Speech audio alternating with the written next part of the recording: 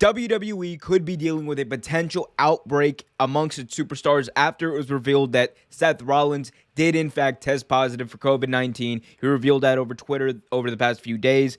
We've now learned that multiple WWE superstars were in fact pulled from a big MSG house show that took place just yesterday.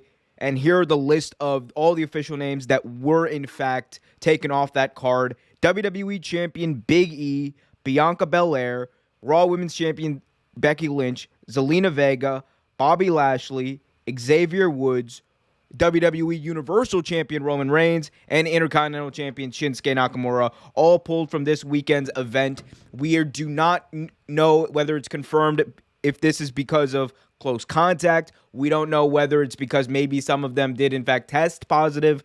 But what we do know is Seth Rollins is positive, and that definitely affects at least one aspect of this upcoming WWE Day 1 card that's going to happen on Saturday.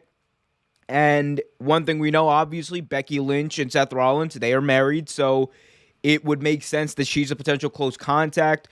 And again, we don't know whether anyone's tested positive, but one thing we do know that just came in, according to Fightful's Sean Ross Sapp, reported that WWE no longer tests.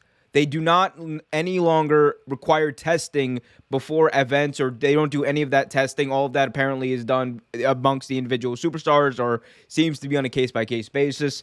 But so WWE, they don't require testing. They don't do it anymore. They haven't done it for a little bit, it seems like.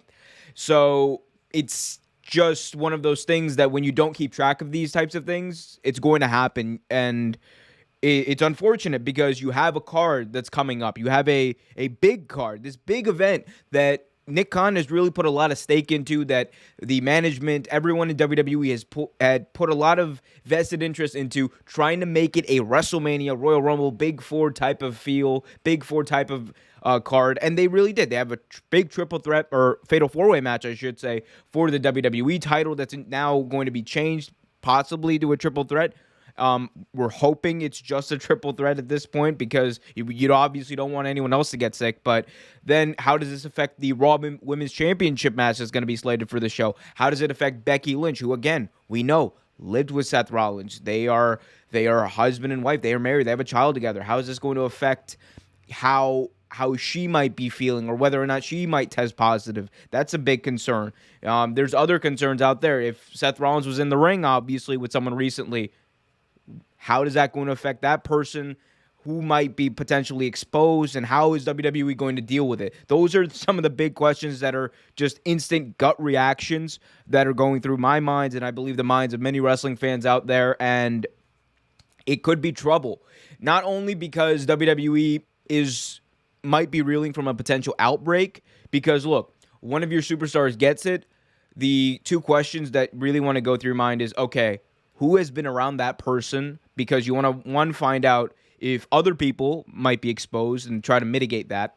And then two, the other thing you want to do is see, okay, who could he potentially have been exposed to that might have been sick or what have you. These are things that a company probably should take into account. You could argue that if there was some sort of testing protocol in place, that it would have made things easier and they would have been able to detect this easier and not only book around it, but keep people healthier and safer. That doesn't seem like it's the case, and WWE has not been doing that. So we'll have to see what happens there. And they have not put out a statement or anything. We're going to find out. I assume we're going to find out some sort of finality, at least on the Raw side of things, tonight on Raw. But SmackDown, there's a few days. Is it possible for Seth Rollins and others to potentially test negative multiple times and then wrestle at the show? Absolutely. But this really is a big cloud, I think, not only on this week for WWE, because look, they have people they can bring up or whatever. Pete Dunne, obviously, he was at the MSG show just yesterday.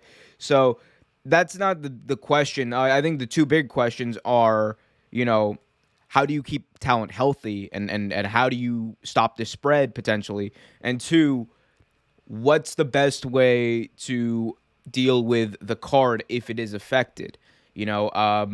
it's going to be the day one card. Again, I don't want to try to make it sound bigger than it is, but this is truth. Nick Khan said that day one was going to be a big show for WWE. He pushed for this harder than anyone else. It is his baby, and the tickets have been selling well.